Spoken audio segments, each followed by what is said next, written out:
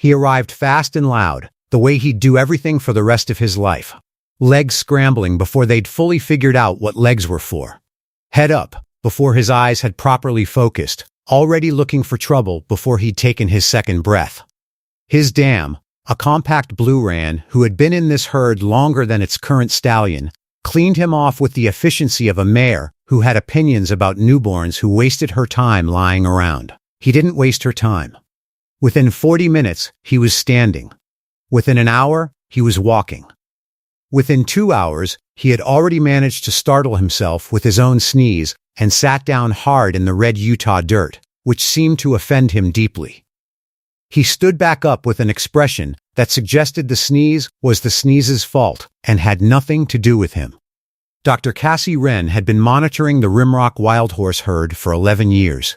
She was there the night he was born, sitting in her truck on the ridge with her binoculars and her field notebook, watching the lightning break across the canyon walls. She wrote, Storm Colt. Date of birth June 14th. Arrived fast on feet within 1 hour. Behavior unusual. Will monitor. She paused, then added one more line. This one is going to be something. Not sure what yet. She named him Flint. She was right on both counts. The Rimrock herd occupied a stretch of southeastern Utah Canyon country that the Bureau of Land Management classified as a herd management area. Roughly 340,000 acres of sage and red rock and creek bed in silence, so deep on certain mornings that you could hear the river from 3 ridges away. The herd stallion, a dark bay the monitors called Stormcrow, had held this territory for 5 years.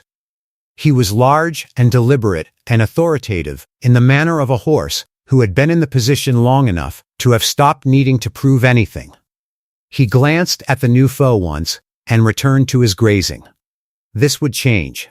Flint spent his first months learning the physics of himself, which was a more involved project than it sounds. He learned that the creek bed near the northern boundary was deeper than it looked by falling into it, an event he treated less as a mishap than as useful data. He learned that the old gray mare the monitors called Dust Cloud had a precise and well-calibrated kick, and that she deployed it without warning, and that juniper bushes were softer to land in than open ground. He learned that rattlesnakes were fascinating right up until the moment they weren't. He learned all of these things, filed them carefully, and moved on, undaunted, looking for the next thing. Cassie documented everything, though she tried hard to stay clinical about it. She managed until July. July 3rd. Flint spooked the entire herd by discovering his own shadow near the southern water tank. Second time this week, same shadow. He appears unbothered. August 4th. Flint has begun positioning himself at the edge of the herd during early morning grazing, watching something. Stormcrow has noticed. Both of them are pretending they haven't noticed each other. That last line she underlined because it was the first time she'd seen something in the cult that went beyond curiosity or mischief. He wasn't tracking the stallion the way foe track dominant horses for safety, the way you watch a storm on the horizon. He was watching him the way a student watches a teacher. With attention, with intention. He was 11 weeks old. His dam, a mare Cassie privately called Ember, watched him with the patience of a horse who understood that this one was going to require a different kind of attention. Not more worry, just a different quality of it. When he was weaned, she stood at a distance and watched him go with the expression of someone who has done everything they can do and knows the next part isn't theirs to manage. Flint went into the periphery of the herd and immediately began making himself known. He was not aggressive. That was the thing that confounded people who came later and tried to understand him. He wasn't a bully. He simply couldn't exist near a system without pressing on its edges. He tested the herd's response time by moving unpredictably near the younger foss, not threatening them, just being unpredictable, and watching how quickly the nearest mares responded. He watched Stormcrow's patrol patterns and moved in the spaces between them. He went to water at unusual hours and came back and stood at the herd's edge in the way of a horse that has learned something and is deciding what to do with it. Stormcrow had driven younger males off before. He was used to bluster and noise and the overconfident approaches of horses who wanted to look dangerous before they were ready to be dangerous. Flint wasn't bluster. He wasn't noise. He was a very small, very orange colt, standing at the edge of the territory at sunrise, completely still watching. Stormcrow began paying attention the way you pay attention to weather. Not because it's doing anything yet, but because the signs are there. The winter Flint turned a yearling was hard. Hard winters in canyon country arrive in increments, the cold deepening over weeks, the grass retreating first to south-facing slopes, then to creek bottoms, then to almost nowhere. The herd ranged further than it had in years, pushing into unfamiliar terrain, navigating ground that tested even the older horses. Flint moved through it like he'd been waiting for it. He was filling out through the chest and hindquarters, developing the muscle that comes from covering ground rather than standing still. But it was something beyond the physical that Cassie was watching. He was growing into the country the way a river grows into its banks, not forcing, just finding the shape of what was available and occupying it completely. His stride across difficult terrain had a quality the other yearlings didn't have yet. Each foot placed with a precision that looked almost deliberate. Then came the canyon. The herd was moving through a narrow section of the southern drainage on a gray February afternoon. Single file, the older mares leading. Two late-season faws were at the back, struggling with the rocks and the cold. Flint was where he usually was at the edge of the line. Not quite in, not quite out. One of the faws stumbled on loose shale and went down hard. Its dam stopped. The horses behind her stopped. The horses ahead kept moving because in difficult terrain stopping creates its own problems, and the gap between the two groups began to open. Flint moved. He crossed to the fallen foe in 4 strides and put himself between it and the downhill side.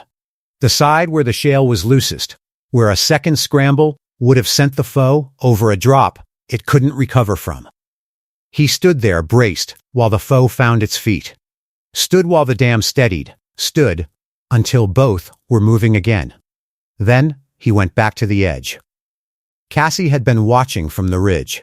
She put her binoculars down and sat with what she'd seen for a long time before she wrote anything.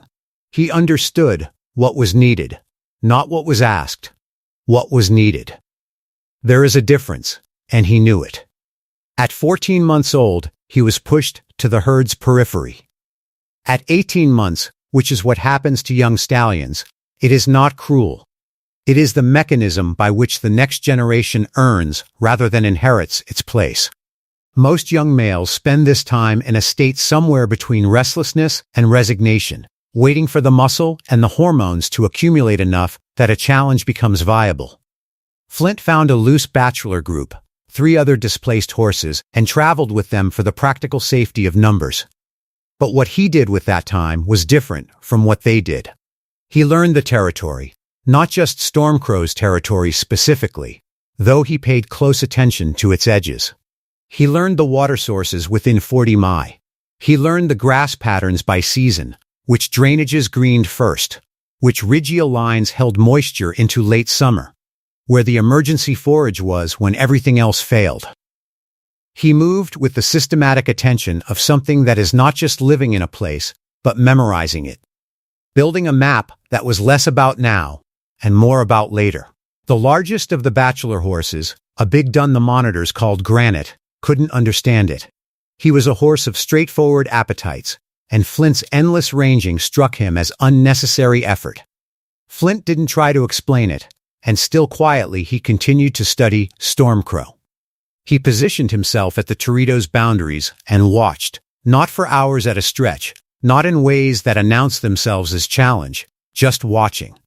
The way you watch something you intend to understand completely before you engage with it. Stormcrow's patrol circuits, his response times, the way he managed the mares at water, where the herd's center of gravity sat on any given day. Cassie documented it from the ridge, trying and failing to find the right clinical language for what she was watching. Flint has been at the northern boundary 3 mornings this week, not pressing, just watching. Stormcrow has driven him off twice. He returns to the same position both times, not in defiance, but in the way of a horse that simply has a reason to be where it is. She paused, then wrote, I don't think Stormcrow has encountered patience like this before. I'm not sure I have either. He came back in November of his third year. He came in from the north, which was unusual. Challengers almost always approached from downhill, where the ground was open and the run clear. The north approach was harder, rockier, less certain underfoot. But Flint knew the north approach the way he knew every approach, because he had walked it in the dark while the herd slept. And he knew something Stormcrow didn't. North was where the advantage was. He came in quietly. No calling, no display. He simply appeared on the sage flats and stood where he stood and looked at Stormcrow with the particular quality of an animal that has been thinking about this for a long time and is now finished thinking. Stormcrow read him for a long moment. Cassie had driven out at 4 a.m. because something in the previous week's observations had told her a shift was coming.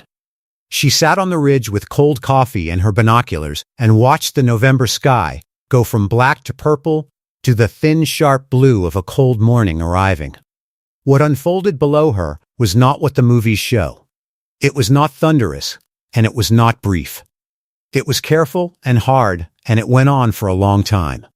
Two horses working through something that had been coming for 2 years, finding the edges of each other with the focused intensity of an examination neither could afford to fail. Stormcrow was stronger. He was heavier, more powerful in a direct contest. 3 times in the first 20 minutes, he drove Flint back, and 3 times, Cassie thought it was over. Each time, Flint came back from a slightly different angle. He was using the terrain. This was what she would write about afterward in a report that circulated through BLM monitoring networks and was eventually cited in an academic paper on equine behavioral strategy. The younger horse was not matching the stallion's strength. He was using the ground the way he learned to use it over 2 years of methodical study. The dry creek bed that softened the footing on the north side, the slight rise on the east that gave the uphill horse a leverage advantage. The narrow section between 2 rock formations where a larger horse's size became a liability rather than an asset. He had walked all of it. He had known all of it. He had spent 2 years learning the examination, and now he was taking it. The fourth exchange was different. Flint came in from the east, up the slight rise. Stormcrow moved to meet him the way he'd always met challenges, directly, powerfully, from the front. It was what had always worked. Flint wasn't there when he arrived. He shifted at the last moment. Come from the quarter that Stormcrow's own momentum had left briefly open. It wasn't a trick. It was the application of 2 years of watching to a single decisive moment. Stormcrow stumbled. Not dramatically, just slightly, just enough. Both horses went still. Then Stormcrow turned and walked, and the direction he walked was away. Cassie put her binoculars down.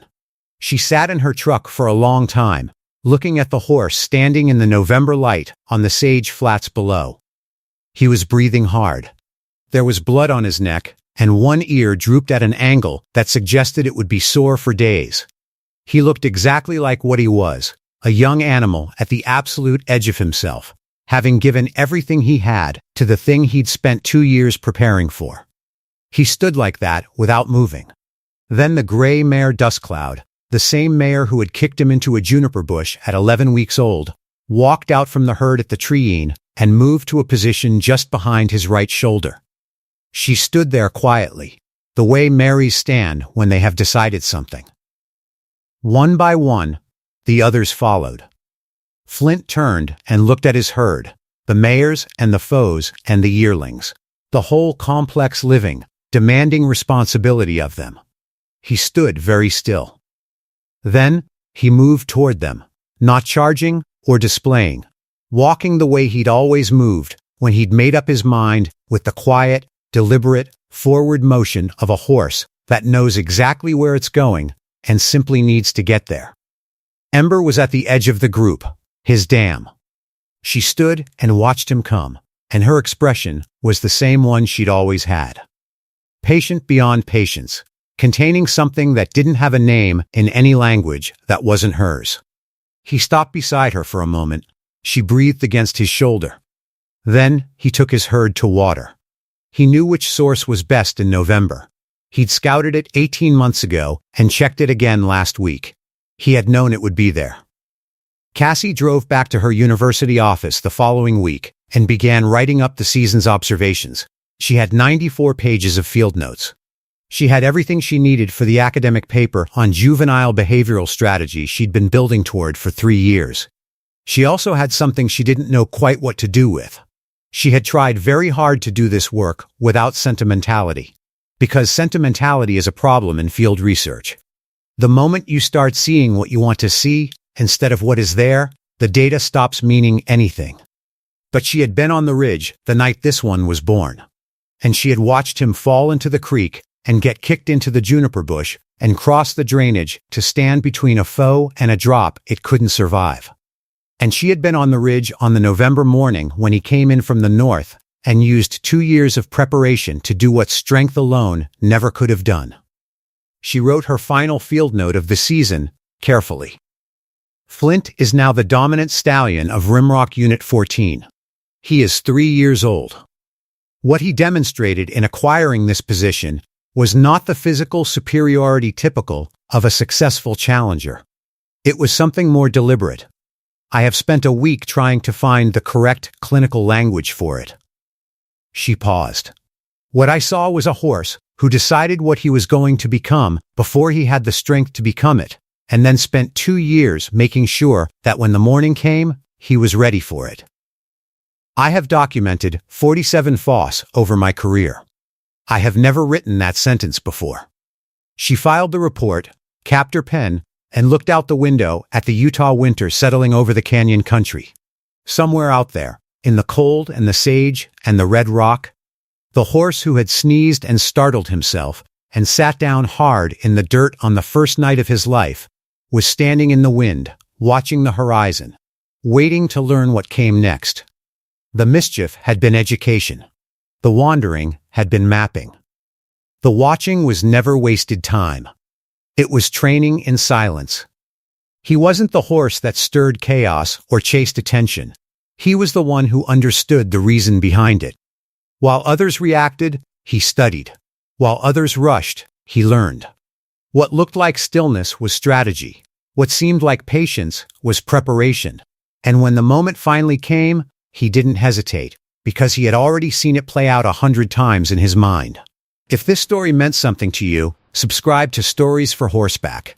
Every week, we share the ones the world almost overlooked. The horses that didn't fit the mold. The quiet souls whose strength only makes sense when you see the whole journey.